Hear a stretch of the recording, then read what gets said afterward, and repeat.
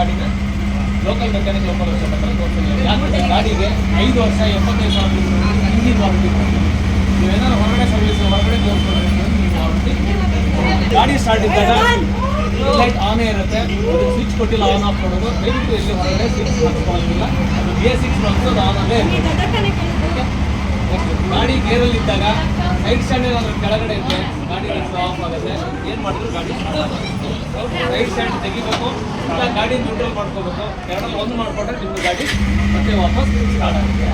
ಆಮೇಲೆ ಇಲ್ಲಿ ಹಳೆ ಗಾಡಿಗಳ ಥರ ರಿಸರ್ವ್ ನಾಪ್ ಬರೋಲ್ಲ. ಇದಕ್ಕೆ ಡೈರೆಕ್ಟ್ ಪೆಟ್ರೋಲು, ಯಾವಾಗಲೂ 1 ಪಾಯಿಂಟ್ ಪೆಟ್ರೋಲು ಮೇಂಟೈನ್ ಮಾಡಲೇಬೇಕು. Tank cover, seat cover, ladies handle, helmet lock, indicator buzzer, ಗಾಡಿ ಕವರ್ ಇವಾಗ ಕೊಡ್ತೀವಿ.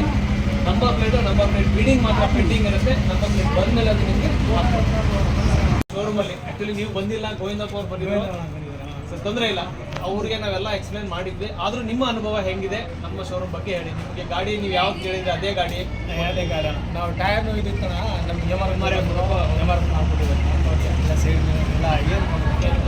ನಿಮಗೆ ಫೈನಾನ್ಸ್ ಅವ್ರಿಗೆ ಫೈನಾನ್ಸ್ ಗಾಡಿ ಕ್ಯಾಶಲ್ಲಿ ತೊಗೊಂಡಿದ್ರೆ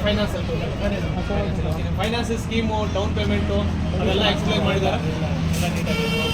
ಸರ್ ಈ ವಿಡಿಯೋ ನಾವು ಯೂಟ್ಯೂಬಲ್ಲಿ ಶೇರ್ ಮಾಡ್ತೀವಿ, ಅದನ್ನು ದಯವಿಟ್ಟು ನೀವು ಸಬ್ಸ್ಕ್ರೈಬ್ ಮಾಡಿ, ಫ್ರೆಂಡ್ಸಿಗೆ ಹೇಳಿ, ಇನ್ನಷ್ಟು ನಮಗೆ ಕಸ್ಟಮರ್ಗಳನ್ನ ನಮಗೆ ರೆಕಮೆಂಡ್ ಮಾಡಿ. ಸರಿ, ಒಳ್ಳೆಯದಾಗಲಿ.